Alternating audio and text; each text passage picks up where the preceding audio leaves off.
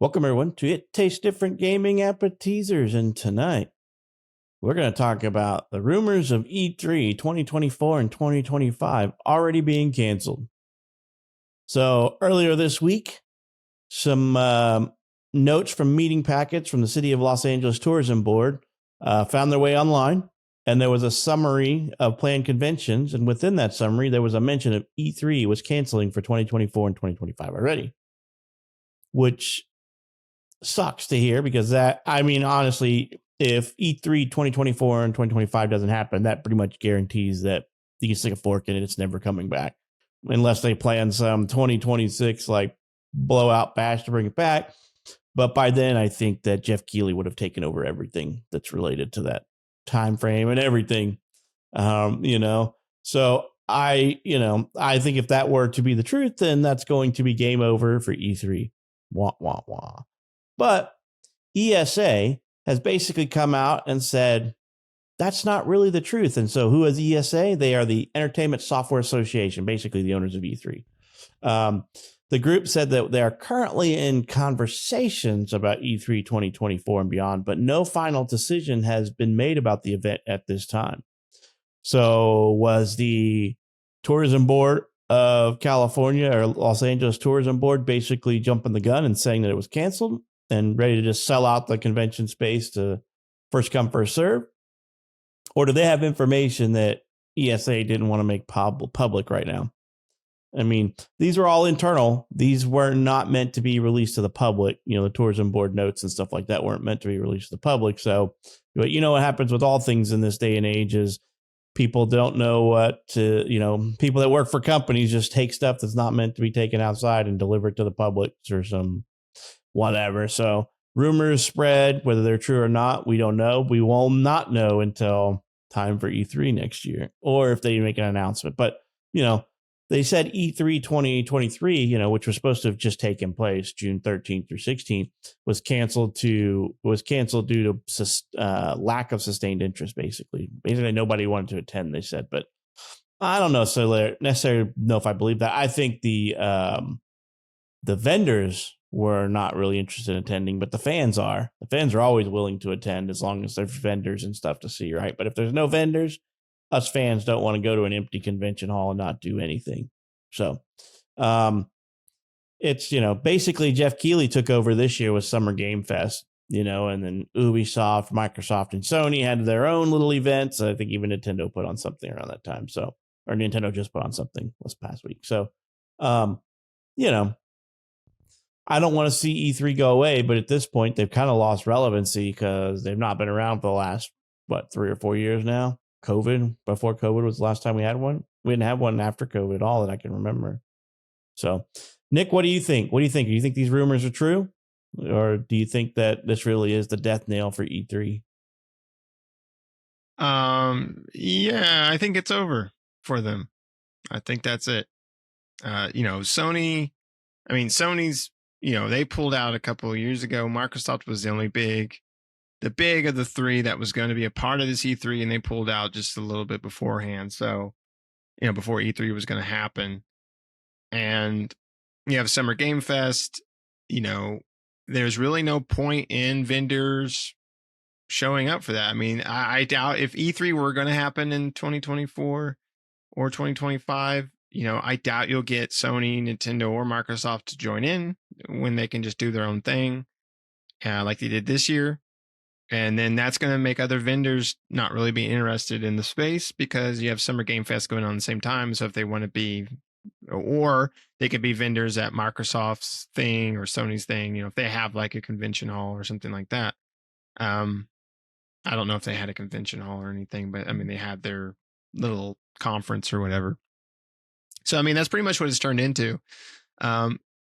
Us fans, like you said, are interested in E3 and the convention hall and things like that. But time, in this day and age, there's no point in it, right? Unfortunately, because everybody can just put out a video online, Microsoft and Sony and Nintendo and whoever else can just put out their little conference thing, either live or just pre-recorded, and say, here you go, this is what we have coming up. And what can you do about it? The booths and the whole developer interviews. I mean, they can do that all online too, not the booths, but the developer interviews and stuff like that. So there's really no point in having it. If E3 does come back, I would say it would probably be a lot smaller in scale and more focused on certain things such as developer interviews, things like that. Not the big extravagant conference center that we are used to back in the heyday. It would be something smaller, more probably on the digital side than actual physical side of things that E3 would put on, because they could probably get some vendors and things like that and stuff to be a part of it.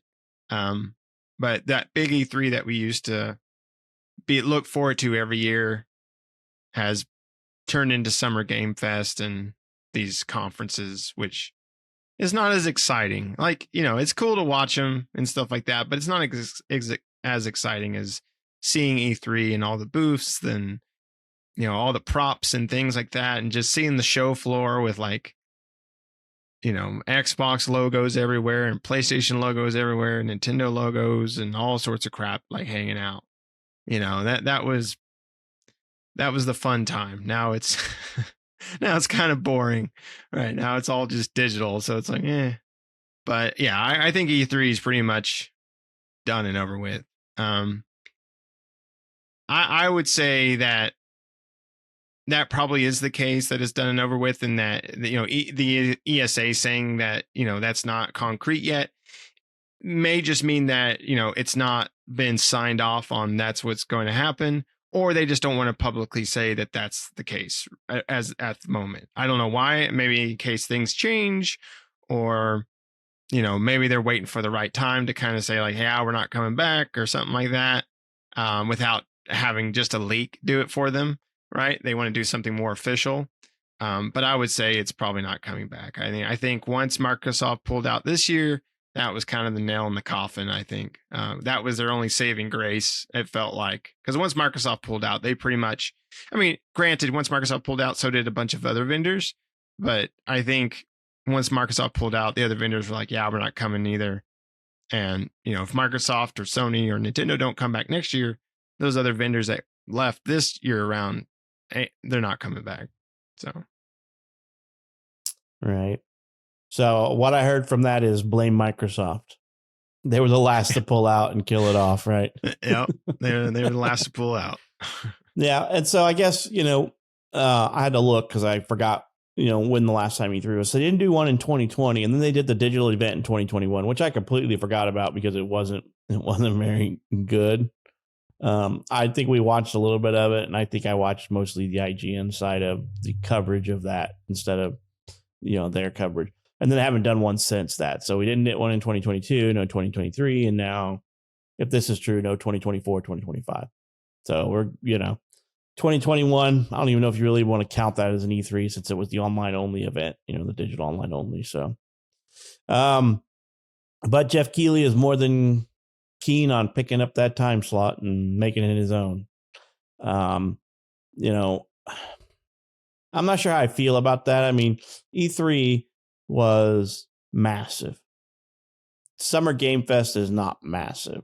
It's not what I would consider, it's not like the big booths and events and all that kind of stuff. It's centered around a stage and showing off games and, and things like that. I would much rather go to the convention and talk to the booth the vendors at the booth and talk to their developers and get excited about the stuff that they're peddling rather than being spoon-fed video trailers of things over and over and over.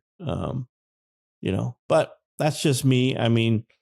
E3 and Summer Game Fest are going to have the same problem, talking about games 6 years before they're available. So nothing's going to change there. The only difference is you're going to miss out on all the demos that you would have gotten to play at like E3, things like that. So,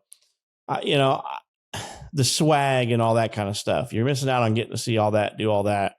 But that's just me. I really wanted to see E3. E3 was on my bucket list, but I guess it kicked the bucket before I did. So it's going to have to not ever be, it's never going to be something that I completed for my bucket list. Yeah, me neither. And Summer Game Fest, this year was just okay. For Summer Game Fest, it wasn't that exciting. They didn't have a lot of exciting stuff to show. And I know I don't know. It's like they did have some talks with some of the developers, right? Ed Boon came out for Mortal Kombat 1 and talked a bit. Sam Lake came out for Alan Wake 2 and talked a bit about that. And then we had some other developers come out and talk about their stuff. But it is more like a show, kind of like, like Summer Game Fest is almost presented like like the award show without the awards and the music portion of it, right? Jeff Keighley kind of presents it in the same light. And I don't know what we want as, and I'm not sure gamers do either, because gamers did want this kind of change to where it's just back-to-back game trailers. Because remember back then when they used to do the mixture of like someone coming out and talking about something for a while, and then we'd have a game trailer, and it kind of, Microsoft had that problem where it kind of mixed and matched both. And now we just have like game trailer after game trailer after game trailer. I mean, I don't know. Is that all we want as gamers? Do we want more than that? I mean, it felt like before we didn't, and now that we got what we want, I don't know if that's what we really wanted. I mean, I feel there's a difference between a online showcase and a live event, right? Because at the live event, I can choose what sessions to attend. Whereas like the online event, it's all just about showing games, and then, and then you're forced to watch the fluff in between, right? I mean, if at E3, Microsoft would always, they would have their own big conferences, right? They'd have the big stage and the big conference center. They'd announce all their stuff going on. But outside of that, if I didn't care what one individual studio was doing, I don't have to sit through their developer talks. I don't care, or if Microsoft's doing their developer talks, I'm like, I don't care. I don't have to attend it. That's the choice you have. But now, was it Summer Game Fest last year? Is that where they were doing all the I think it was the awards, the awards, because they did a lot of developer commentary, and I'm like, I don't want that. I don't want to be forced into that. I want that, but I want that for the games and the developers that I'm interested in, not every developer that comes on stage that they need a heartfelt one-to-one with them and talk about this and that. I mean, I can't remember which one it was, but it was the big Among Us, when Among Us was just like raking it in, and Jeff Keighley just jerked off every time they came on stage and had them on stage like 10 times. And I'm like, I am sick and tired of hearing about the developers of Among Us, or these guys. And I'm like, I am so sick and tired of it. And I can't really fast forward because it's live. I guess I could watch the recap, but I want to see stuff as it comes out. But I'm forced to sit through this nonsensical drivel that I don't care about. Instead of deciding to go to whatever booth or whatever whatever show that I wanted to. Now you just got to sit through Game Fest or catch the highlights, sometimes the Game Awards are just as bad. And I think that's where they had the whole developer spotlight, was during Game Awards a couple of years back, which I felt was just too much. The last year's Game Fest just had Game Awards, Summer Game Fest had Christopher Judge go off for like 20 minutes. So I'm talking about everything under the sun for 20 minutes. So Jeff Keighley probably wasn't none too happy about that, but he probably saved us from having to watch some developer talk for 20 minutes. So we did get Flute Guy. So. We did. We got Flute Guy. We had Guitar Girl last year, the year before.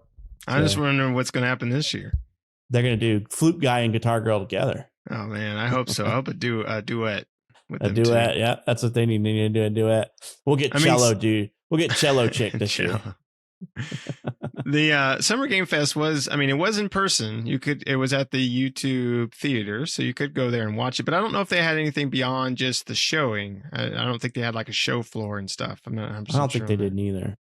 I mean, from the information I've seen, it didn't seem that way. But, I think that's the biggest thing we're missing is that show floor and stuff. But I understand it for companies in terms of money, right? It's cheaper just to record something and put it out there for people to watch than it is to set up a whole conference space and things like that. Microsoft wanted to do that this year with E3 and kind of have that in-person thing, but they ended up pulling out because they probably thought, well, no one's interested in it. And it might be the case. I mean, it might be the case that I'm sure there's still a lot of people interested, but maybe it's dipped since then, right? Maybe it's gone down since E3 was big and people liked to come and especially since Nintendo pulled out a long time ago and then Sony did, so there's less and less big vendors there. Not to say there's not smaller indie vendors and other vendors, Ubisoft and stuff like that there, but just the big three that most people keep an eye on for the most point are not there. And so there's no point. Maybe because Sony and Nintendo were no longer there, that like the ESA was saying, for this year, just wasn't enough people really interested in it. And that might be the case, right? I don't know. Because I know the tickets and stuff were expensive. For E3? Yeah. I think Summer Game Fest wasn't. They were like $50 or something. And E3 also had, and I don't know about Game Fest. I've not looked at anything, but I remember seeing tickets for like 50, 53, something like that. I can't remember what they were. But I don't know if they do this, but E3 had a industry. You had to be in somewhat of the journalism field in the industry, right? You couldn't just be Joe Schmo who just wants to attend and watch. You could always just say you're a podcaster and get in or something, but they had to have some type of credentialing like that, to get in, and their tickets are danged expensive. But I don't know. Us gamers are fickle, like Nick said. Sometimes we just want just the trailers, and then we're like, "Well, I want to see this," and then we're like, "No. Now that I got what I want to go back to what it used to be." Nostalgia, gamers are man. fickle beasts. Yeah, gamers are fickle beasts. They don't know what the hell they want, like Nick said. But it is what it is, and we'll find out if the rumors are true or not. I mean, we just are getting past when E3 2023 should have happened, but it didn't. So now we're speculating on 2024 and beyond. So, you got anything else on this one, Nick? You got any more fond farewells to E3? No, but I mean, we got stuff to look forward to. I think, what is it? Gamescom should be coming up here in the fall. Tokyo Game Show, I think, is coming up as well. And then the award, Jeff Keighley's award hour or award mini hours, because that's usually like 4 hours long. That'll be coming up too here towards the end of the year. So we got some more conferences to look forward to, but Jeff Keighley's Summer Game Fest of Fun is pretty much all we can look forward to in the summer. Right. You got BlizzCon. BlizzCon's coming back this year. BlizzCon. And I think they have a big game showing at San Diego Comic-Con too, to some extent. So, but yeah, sometimes Comic-Con shows some stuff out or some stuff, gaming stuff. And PAX has already passed, so we already got that for the year. So, So, hopefully this isn't the end of E3, but it just might be. And Jeff Keighley, if you're listening, you can't have Summer Game Fest or the Game Awards without your bedazzling jackets. So bring the jackets back. So, let us know what you think about E3. Do you think E3 is dead for good? Or do you think they're on a hiatus? We seem to think that they are dead, especially if they don't come back next year. I think they're dead for good. But let us know what you think down in the comments. And as always, we hope you enjoyed this episode. We hope to catch you in the next one.